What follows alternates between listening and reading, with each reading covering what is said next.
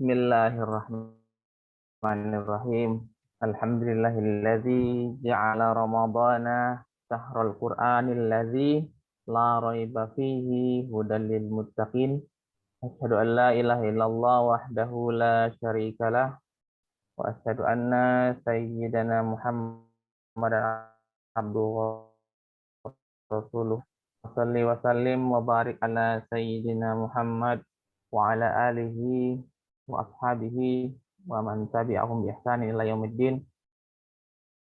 Rabbi shrah li sadri wa yassir li amri wahlul 'uqdatam min lisani yafqahu qawli. Assalamualaikum warahmatullahi wabarakatuh.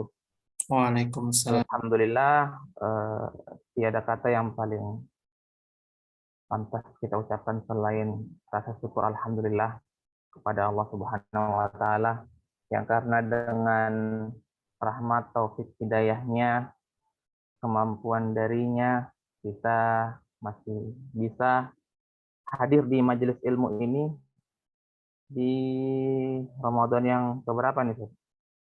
Hari ke 23 saja. 10. Udah masuk 24. 10 terakhir ya. Ya. Masya Allah, ini FMI ini istiqomah dari awal sampai sekarang ini. Majelis ilmunya alhamdulillah jalan. Rasa syukurnya kita sampai detik ini masih diberi nafas oleh Allah ya, masih diberi hidup oleh Allah, sehingga kita di hari ke-23 Ramadan ini masih mampu untuk hirup udara, atmosfer pun. Karena banyak saudara kita, rekan kita, orang yang kita cintai, kolega kita, orang yang kita sayangi, orang yang sangat dekat masih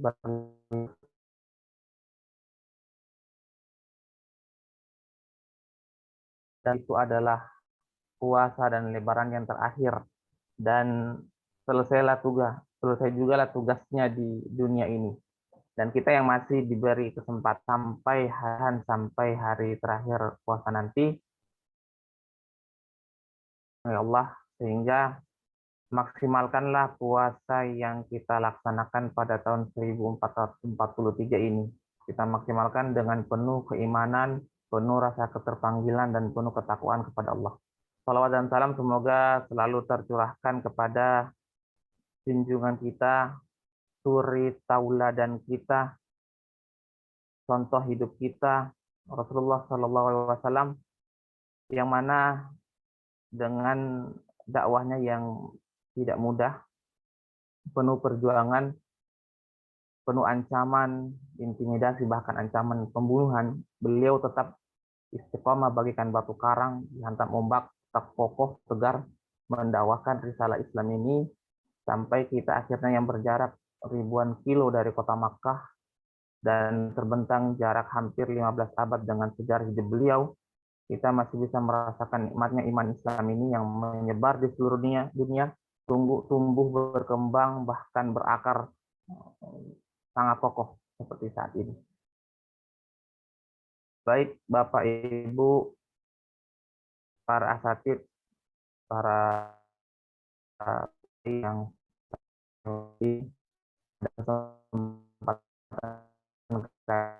akan sedikit mengulas, sebenarnya mungkin kita sudah sering mendengar, tapi saya ingin mengulas hal ini untuk mengingatkan kita semua, untuk apa fungsi kita di dunia ini. Kenapa Allah menciptakan kita?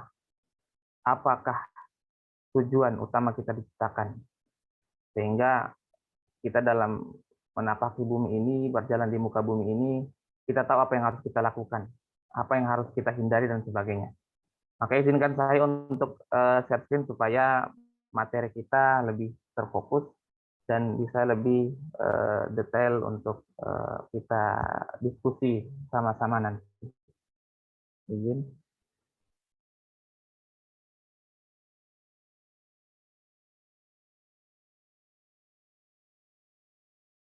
Ya. Saya memberi judul materi yang akan saya paparkan, yaitu apa sih tugas manusia di dunia ini, untuk apa kita diciptakan. mungkin sudah sering kita dengar ya, tapi mengingat nasihat almarhum Kiai Haji Abdullah Syukri Sarkasi ketika masih di pondok dulu, beliau sering menyampaikan bahwa kebaikan itu harus disampaikan walaupun ribuan kali. Maka izinkan saya untuk memaparkan materi ini. Ada dua ayat yang sudah sering kita dengar terkait apa tugas dan fungsi manusia diciptakan di muka bumi. Yang pertama adalah Quran surat Az-Zariyat ayat 56 yang berbunyi wa ma khalaqtul jinna wal insa illa liya'budun. Dan aku tidaklah menciptakan jin dan manusia kecuali untuk beribadah dan menyembah kepada aku, menyembah aku. Kemudian di surat selanjutnya, itu di surat Al-Baqarah 30, Allah berfirman, wa idz qala rabbuka lil malaikati inni ja'ilun fil ardi khalifah. Dan ingatlah ketika Tuhan berkata, sesungguhnya aku akan menjadikan seorang khalifah di muka bumi ini, di muka bumi. Nah, ada dua kalimat yang harus kita garis bawahi, yaitu di kalimat liya'budun dan kalimat khalifah. Sebagai seorang hamba, Abdullah, dan sebagai seorang khalifah atau wakil Allah di muka bumi. Nah, dua kata inilah yang sering kita dengar, sehingga menegaskan bahwa fungsi kita di dunia itu ada sebagai fungsi vertikal, atas bawah, bagaimana hubungan kita dengan Allah sebagai seorang hamba, bagaimana kita beribadah hanya kepadanya, dan juga fungsi horizontal, atau bagaimana sikap kita terhadap lingkungan sekitar, baik terhadap manusia, baik terhadap hewan, bahkan terhadap lingkungan sekitar. Itu yang ditegaskan dalam dua surat ini. Sebagai hamba, bagaimana sebagai seorang hamba? Sebagai Abdullah atau hamba Allah, apa yang mesti kita lakukan? Tugas sebagai hamba Allah merupakan realisasi atau bagaimana kita mengaplikasikan kalimat la ilaha illallah, tidak ada Tuhan selain Allah, di mana sebagai insan kewajiban menghambakan diri atau beribadah kepada Allah harus dipatuhi. Kita ketahui bersama bahwa manusia di dalam Al-Quran itu banyak istilahnya. Dua di antara sekian itu adalah insan dan bashar. Nah, menurut para ahli tafsir, bashar itu didefinisikan sebagai manusia sebagai makhluk biologis.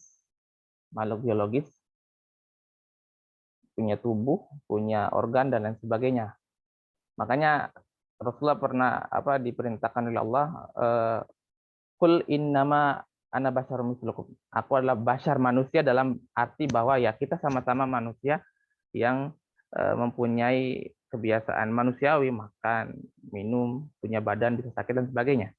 Nah, tapi ketika manusia sebagai insan, maka dia adalah manusia dalam arti mempunyai kewajiban tertentu, mukallaf.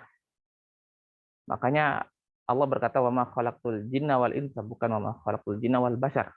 Insa, karena sebagai insan manusia diberi beban atau kewajiban untuk beribadah kepadanya. Itu. Kemudian dalam tafsir Al-Manar, Muhammad Abdul mendefinisikan ibadah itu sebagai bentuk kepatuhan total. Dorbun minal khudu, bentuk kepatuhan. Mengapa kita tunduk? Mengapa kita patuh? Karena merasakan keagungan Allah dalam hati.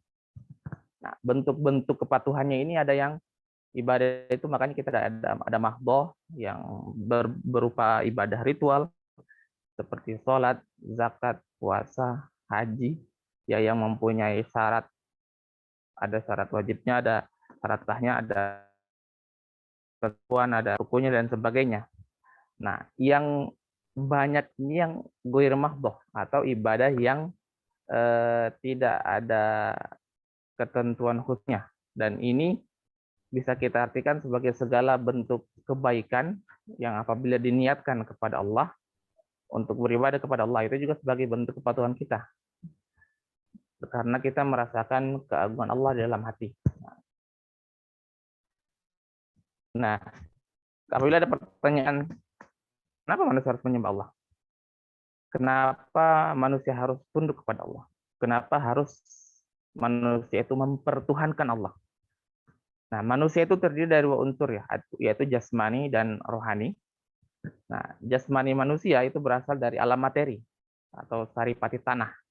Sehingga secara jasmani, manusia harus tunduk pada ketentuan Allah yang berlaku di alam materi. Ya. Jika kita lihat lebih detail bahwa ternyata syariat ibadah yang ditentukan Allah untuk manusia itu pun secara jasmani itu manusia butuh kita untuk beribadah kepada Allah. Misalnya puasa seperti yang sedang kita jalankan, yang sedang kita laksanakan selama sebulan ini, bahwa ternyata puasa itu mempunyai efek sangat positif bagi tubuh kita. Ketika kita lapar dan ketika kita sedang berpuasa, maka tubuh itu tidak mendapatkan lagi asupan nutrisi dari makanan yang kita makan, tetapi mengambil nutrisi dari lemak tubuh kita sehingga kita bisa dari segi kesehatan bisa menurunkan berat badan dan juga sel-sel dalam tubuh itu terregenerasi. Nah, inilah salah satu contoh kenapa kita diwajibkan beribadah dalam hal puasa misalnya karena memang secara alami tubuh kita itu membutuhkan. Mulai ketika kita sholat, ketika kita sujud, maka otak kita itu akan dialiri darah yang cukup sehingga menyehatkan otak. Itu sebagian kecil dari bentuk bukti bahwa secara jasmani tubuh kita itu butuh untuk menyembah dan beribadah kepada Allah. Nah, sedangkan dari ruh manusia, dari aspek ruh, sejak berada di alam arwah, sudah mengambil kesaksian di hadapan Tuhannya bahwa mereka, manusia kita, mengakui Allah sebagai Tuhannya dan bersedia untuk tunduk dan patuh kepadanya. Yaitu Quran surat Al-A'raf ayat 172. Sehingga secara jasmani dan rohani, seorang manusia itu wajib menyembah dan mempertuhankan Allah Subhanahu wa taala semata. Tetapi jika ada pertanyaan kenapa banyak yang ngingkar dan lain sebagainya, karena manusia memang diwajibkan untuk menyembah Allah, tetapi juga dalam satu waktu yang sama manusia juga diberi kemampuan untuk memilih untuk memilih untuk beriman apa tidak, punya kemampuan untuk memilih untuk beriman apa tidak. Nah, tetapi disinilah Allah memberi rambu-rambu mana yang harus kita ikuti dan mana yang tidak kita ikuti. Alhamaha fujuraha wa taqwa. Ternyata Allah juga menciptakan dalam satu waktu yang sama itu kemampuan untuk berbuat fujur dan kemampuan untuk berbuat takwa, hal-hal yang buruk dan hal-hal yang baik. Nah, makanya sini Allah mengutus para nabi ya, untuk menuntun dia agar fitrahnya untuk beribadah kepada Allah itu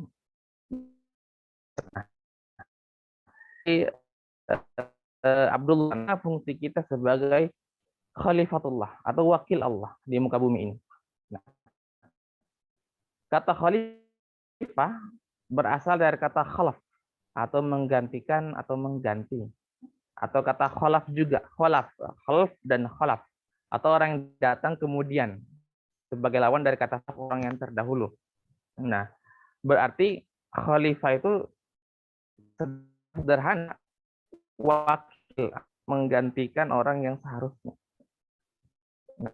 Manusia ditentukan oleh Allah sebagainya untuk mengatur alam ini, mengatur alam semesta ini. Kenapa manusia yang diberi kewajiban, yang diberi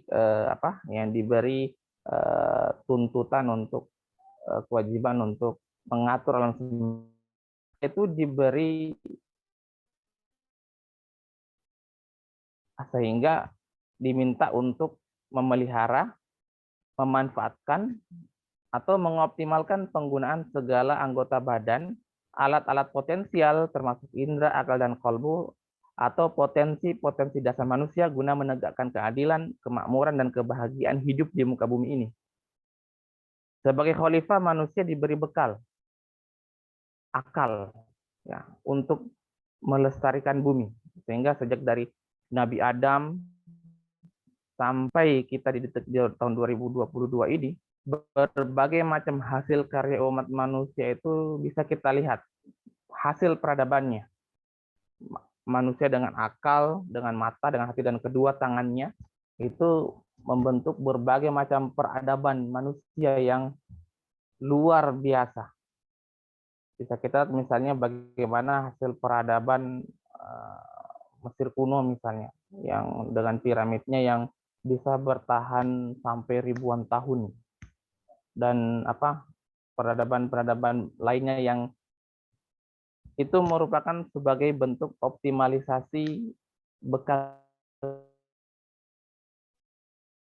Nah, tapi ada yang menarik di sini bahwa ketika Allah mengatakan ini ja'ilun fil ardi khalifah, ada sanggahan dari malaikat. Qalu ataj'alu fiha may yufsidu fiha wa yasfiku dima. Para malaikat berkata, ya Allah, mengapa engkau akan menciptakan makhluk yang akan saling menumpahkan darah di muka bumi? Kalau misalnya kita lihat faktanya bahwa kekhawatiran malaikat itu terjadi.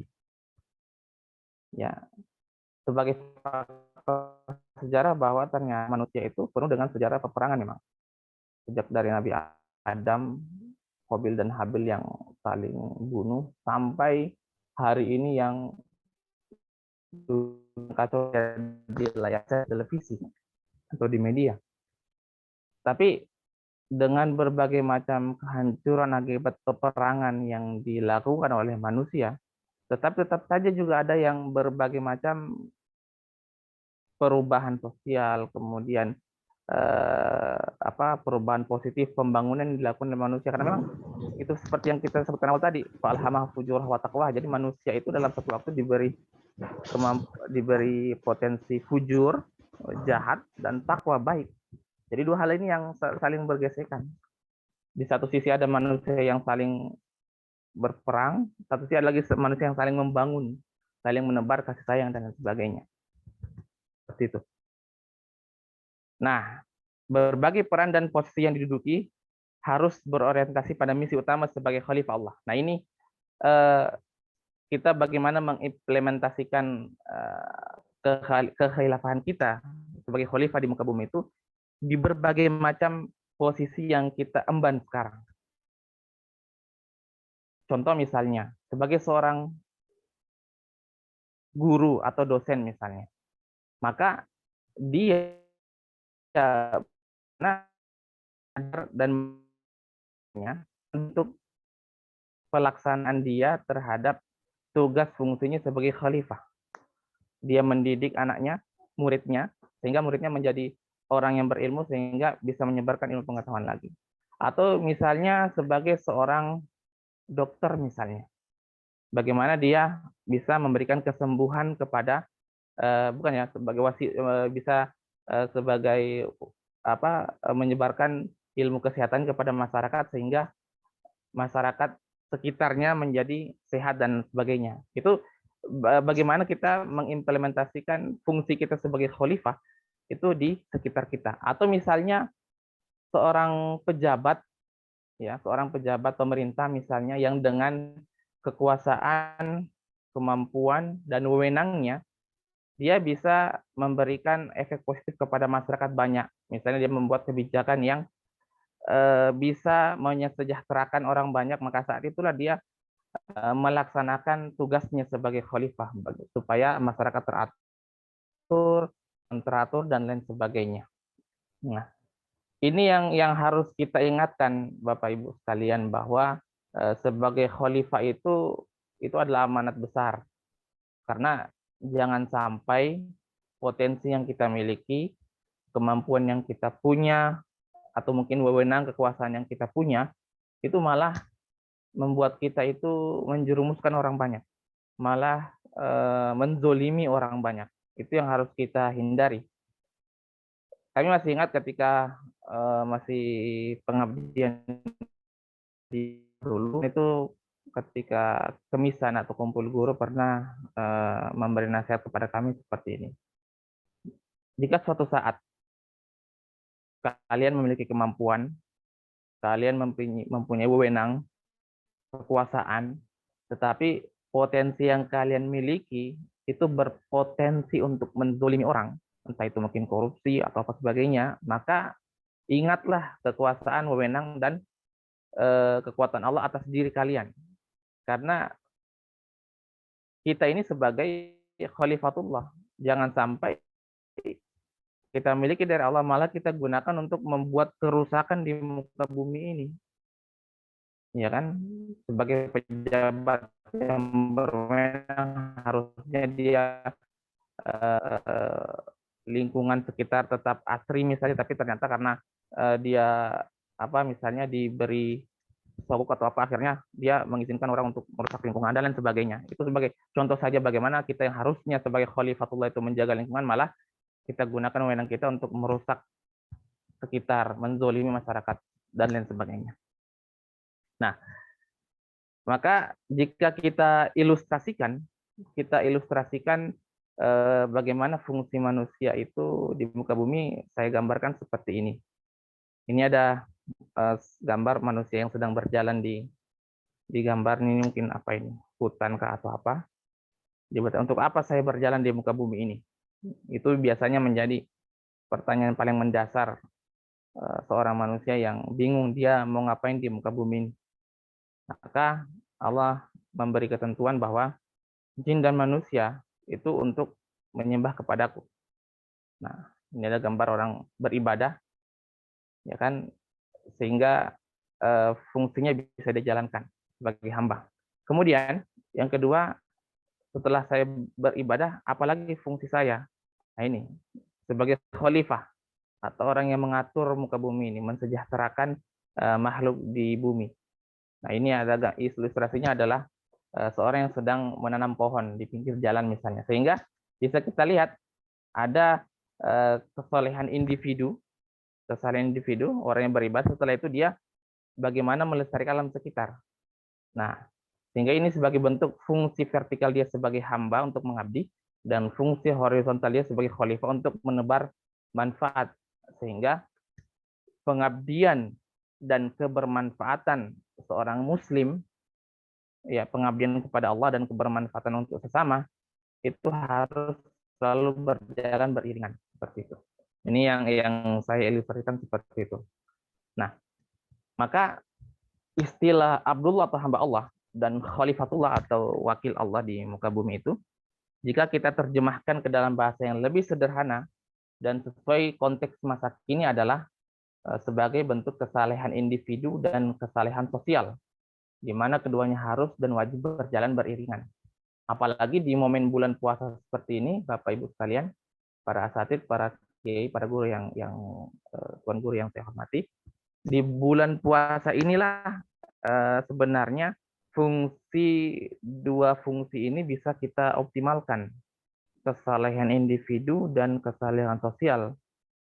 Kalau kita ilustrasikan adalah ketika bulan puasa itu maksimalkanlah ibadah individu kita. Sholat sepuas-puasnya, zikir sebanyak-banyaknya, baca Quran kalau bisa khotam sebanyak-banyaknya setiap saat, setiap waktu. Tetapi setelah kita menyelesaikan semua itu, jangan lupa kita keluar rumah, lihat tetangga kiri kanan kita, mana orang yang membutuhkan uluran bantuan tangan kita, mana orang yang mungkin sekedar untuk takjil dan sahur pun dia tidak punya. Maka saat itulah kesalehan individu dan kesalehan sosial kita itu harus dimaksimalkan di bulan puasa ini. Ini adalah Syahrul Mubarak, bulan yang penuh berkah, yang dibuka semua pintu surga dan ditutup semua pintu neraka, sehingga segala amal ibadah kita tuh dilipat gandakan. Nah, kesalahan individu dan kesalahan sosial kita pada saat inilah bisa kita tingkatkan momennya. Nah, sehingga seorang muslim yang sadar akan kedua fungsi ini akan menjadi pribadi yang soleh dalam beribadah kepada Allah, ya, maksimal dalam ibadah sebagai seorang hamba, tidak akan menyekutukannya dengan yang lain, semua kita kembalikan kepada Allah, dan sangat peka terhadap lingkungan sekitar, masyarakat, kemudian bahkan hewan dan lingkungan pun juga tidak luput dari perhatian kita. Ya, seperti itu. Nah, sebagai contoh adalah seorang muslim yang baik setelah sholat, selesai melaksanakan sholat, maka dia akan terjun ke masyarakat sebagai sebagai duta nahyul fahsya wal munkar. Setelah sholat, jangan sampai dia melaksanakan fahsya dan munkar.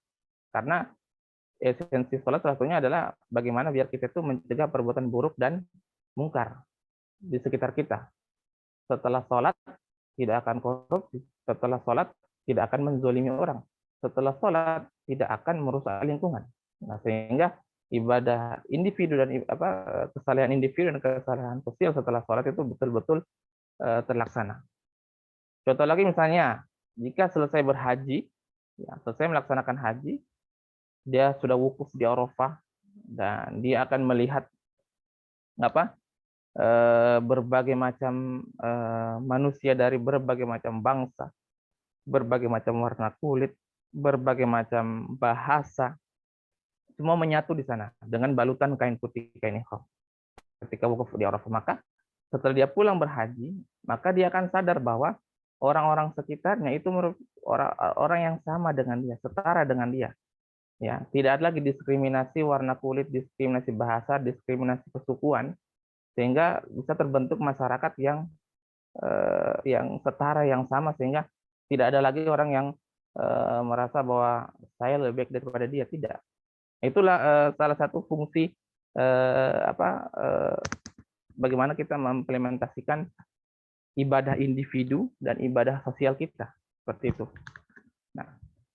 Nah, slide-nya sudah selesai, sudah saya paparkan, tapi semoga slide yang singkat ini lagi fungsi kita sebagai manusia. Jangan sampai kita fokus kepada fungsi kita sebagai seorang abid, sebagai Abdullah, tapi kita melupakan esensi dari fah. Atau bisa juga kita sibuk dengan kekhilafan kita, misalnya kita peka dengan masyarakat sekitar, tapi kita lupa hanya menyembah kepada Allah, sehingga keduanya harus berjalan. Maka fungsi kesalehan individu dan kesalehan sosial kita bisa kita laksanakan, terutama pada bulan Ramadan seperti ini. Demikian Ustaz yang bisa saya sampaikan. Mungkin bisa kita diskusi, bisa kita saling tukar pandangan, saling sharing seperti itu. Assalamualaikum warahmatullahi wabarakatuh. Waalaikumsalam warahmatullahi wabarakatuh. Masya Allah, luar biasa sekali pemaparan dari guru kita, Ustadz Andi Nurfita Syarifin. Selanjutnya, kita akan membuka sesi dialog atau saat tanya jawab. Barangkali di antara para jamaah sekalian dan asatidz ada yang mau bertanya, silakan raise hand atau langsung saja menyalakan mikrofonnya. Silakan.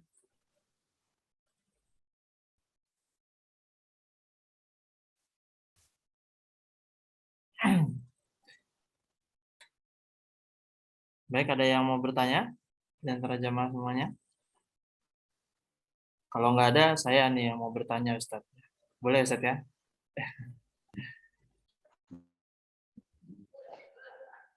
Ustadz, saya nih gini, tadi kan berkaitan dengan Allah gitu ya, yang sangat sayang dengan kita dan Allah sangat mencintai kita sebagai hambanya gitu ya. Nah ini kadang itu saya pribadi suka kalau lagi sendiri gitu ya, lagi sendiri gitu, suka ngerasa sedih tiba-tiba gitu loh. Barangkali mungkin ada yang pernah ngerasain sama seperti itu gitu. Tiba-tiba suka sedih aja, suka nangis gitu ya. Kadang mikirin keburukan di dunia ini dan lain sebagainya.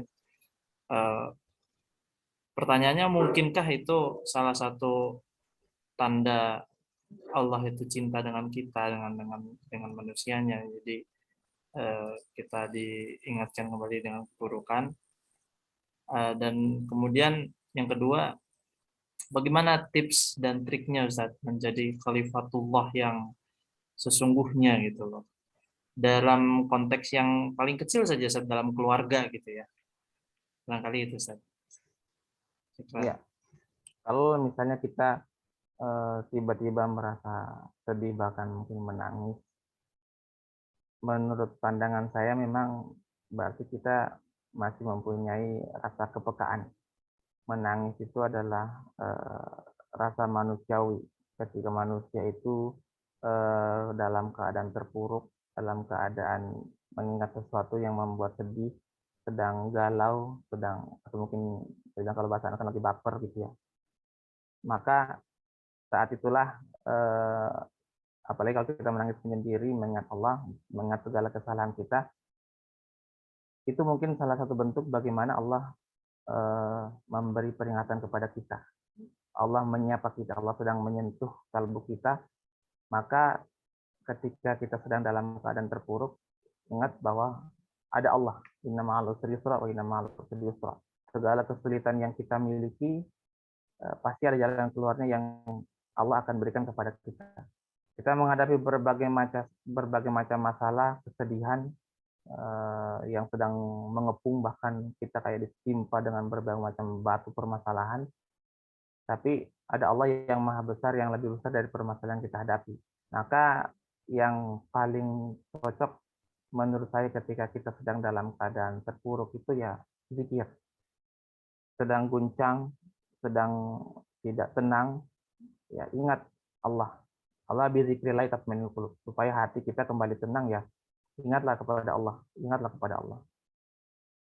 Yakin bahwa segala permasalahan yang kita hadapi itu ada Allah yang akan membantu kita, dan yakinlah bahwa permasalahan yang kita hadapi itu yang Allah berikan pasti sesuai dengan kemampuan kita.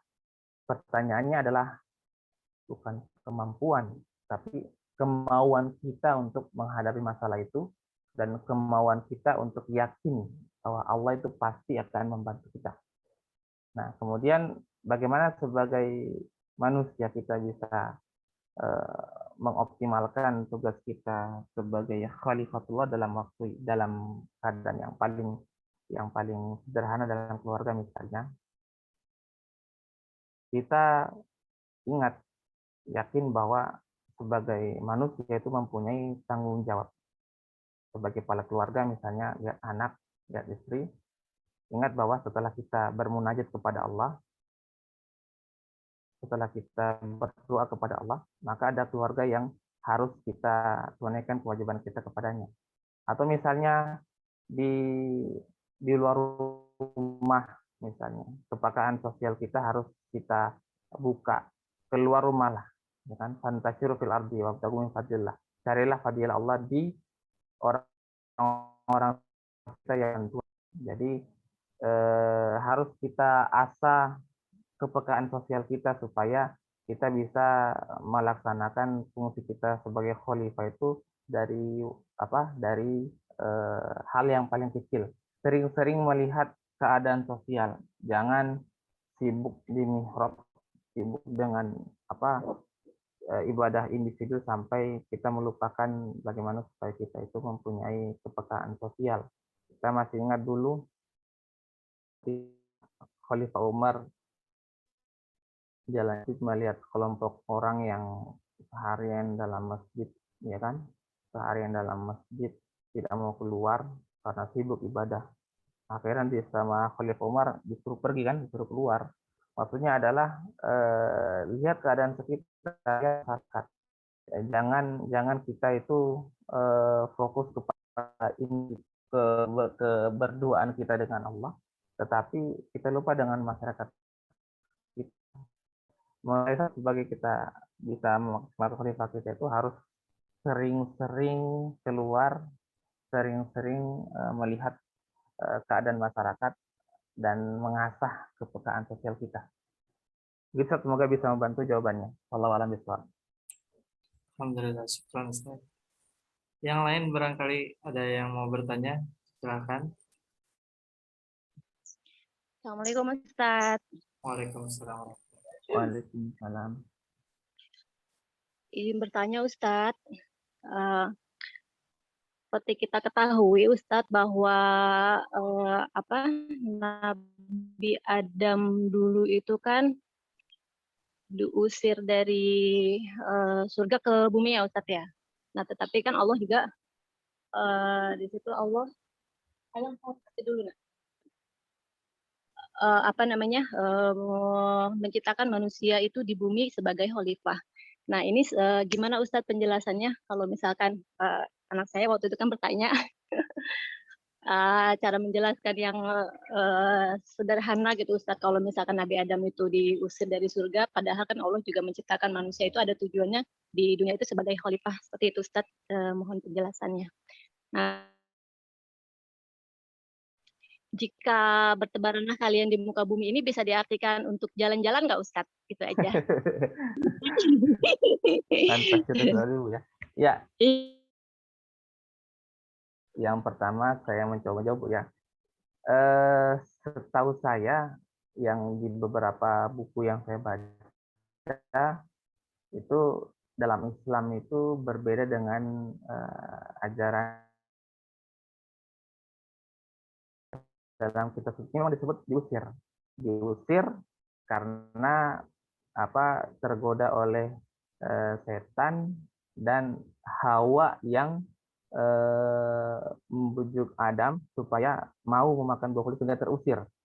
Padahal kalau dalam Quran itu drama terjadinya makan buah huldi itu semua menggunakan dhamir huma.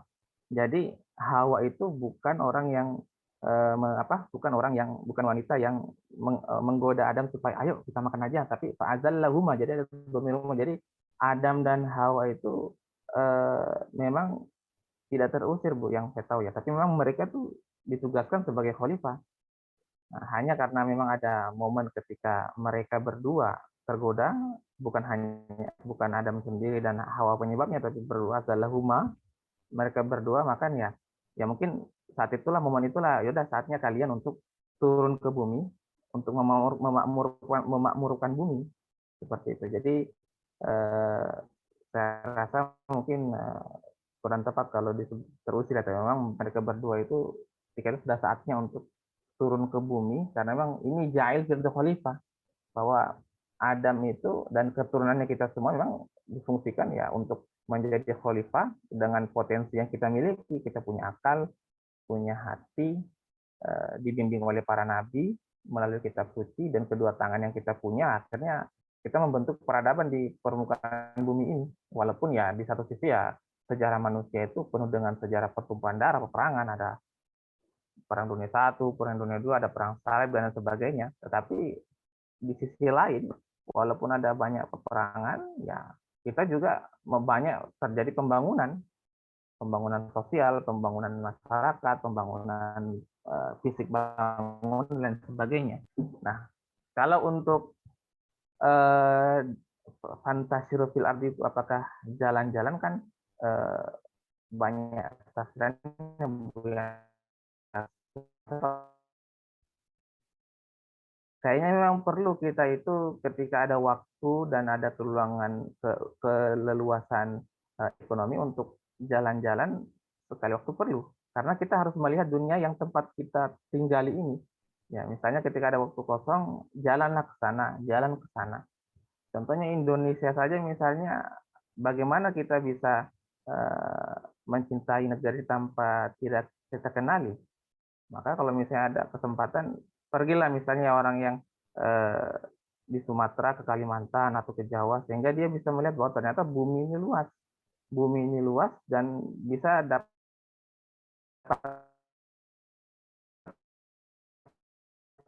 hikmah dari bersafar jalanlah, maka kamu akan mendapatkan pengganti dari yang kamu lakukan. Seperti itu. Jadi ketika misalnya kita berjalan-jalan, kita traveling lah maksudnya, kalau bahasanya traveling ya, saya itu perlu. Ketika kita ada keuangan yang lebih, itu saya rasa bukan untuk foya-foya, tapi kita untuk mencari hikmah bahwa bumi ini luas. Istilahnya tidak selebar daun kelor ya, kalau ada istilah itu.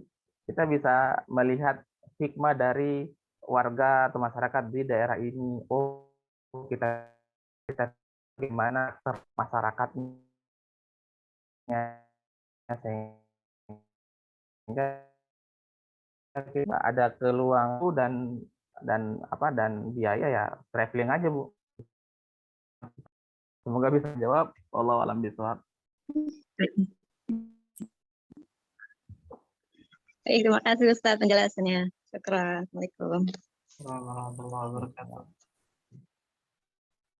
Barangkali ada lagi yang mau bertanya di antara jamaah lainnya. Kalau sudah tidak ada, langsung saja Ustaz, kita menuju doa yang akan antum langsung pimpin ya. Silakan Ustaz. Baik, sebelum kita tutup majelis ilmu ini, mari kita berdoa dan kita dahului dengan kita beristighfar dulu 3 kali. Astagfirullahaladzim, alladzi la ilaha illa huwal hayyul qayyum wa atubu ilaih. Astagfirullahaladzim, alladzi la ilaha illa huwal hayyul qayyum wa atubu ilaih. Astagfirullahaladzim, alladzi la ilaha illa huwal hayyul qayyum wa atubu ilaih. A'udzu billahi minasyaitonir rajim. Bismillahirrahmanirrahim. Hamdan syakirin, hamdan na'imin, hamdan yuwafi ni'amahu wa yukafi mazidah. Ya Rabbana lakal hamdu kama yanbaghi li jalali wajhikal karim wa azimi sultanik. Allahumma salli ala Muhammad wa ala ali Muhammad. Allahumma inna nas'aluka salamatan fid din wa afiyatan fil jasad wa ziyadatan fil ilmi wa barakatan fil rizqi wa taubatan qoblal maut wa rahmatan indal maut wa maghfiratan ba'dal maut. Rabbana taqabbal minna salatana wa qiyamana wa ruku'ana wa sujudana wa takhashu'ana wa ta'abbudana wa tamim taqsirna ya Allah ya Rabbal alamin. Rabbana zalamna anfusana wa illam taghfir lana wa tarhamna lanakunanna minal. Allahumma aslih lana dinana alladhi wa ismatu amrina wa aslih lana dunyana allati fiha ma'ashuna wa lana akhiratana allati ilaiha ma'aduna wa jalil hayata ziyadatan lana fi kulli khairin wa ja'alil mauta rahatan lana min kulli syarrin. Allahumma inna nas'alukal jannata wa ma qarraba ilaiha min qawlin aw amalin wa na'udzubika minan nar wa ma qarraba ilaiha min qawlin aw amalin. Rabbana atina fid dunya hasanah wa fil akhirati hasanatan wa qina adzabannar. Rabbana ighfir lana dzunubana wa dzunuba walidayna warhamhuma kama rabbayana shighara. Subhana rabbika rabbil izzati amma yasifun wa salamun alal mursalin walhamdulillahi rabbil alamin. Al-Fatihah.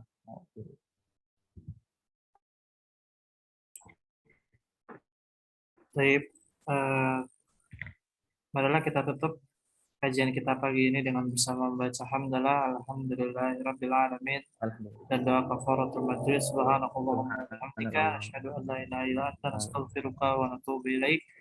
Sekali lagi kami ucapkan terima kasih banyak kepada guru kita Ustadz Abdi Nurmita Syarifin yang sudah berkenan memberikan tausiahnya pagi hari ini, juga kepada jamaah yang masih selalu konsisten dan istiqomah menghadiri kajian FMA ini. Walaupun ya sama seperti di masjid-masjid, makin mendekati Lebaran itu ya makin pendek softnya. Jadi quotes-nya tuh bukan yang datang pertama, tapi siapa yang mampu bertahan sampai akhir. Oh, itu luar biasa. Oh iya, Ustaz, ini kan direkam ya? Iya, Ustaz. Videonya nanti bisa diakses gimana? Di YouTube, Ustaz, di YouTube. Nanti di YouTube channel, ya, channelnya? Nanti antum WA kan aja ya? Baik, Ustaz, nanti dikirim ke antum. Dan sekedar info untuk pemateri besok, insya Allah adalah Ketua Umum PP IKPM Gontor, Dr. Haji Muhammad Adib Fadi Nuris yang akan mengisi. Terima kasih. Billahi taufiq wal hidayah wa ridha wal inayah. Wassalamualaikum warahmatullahi wabarakatuh. Waalaikumsalam warahmatullahi wabarakatuh. Assalamualaikum.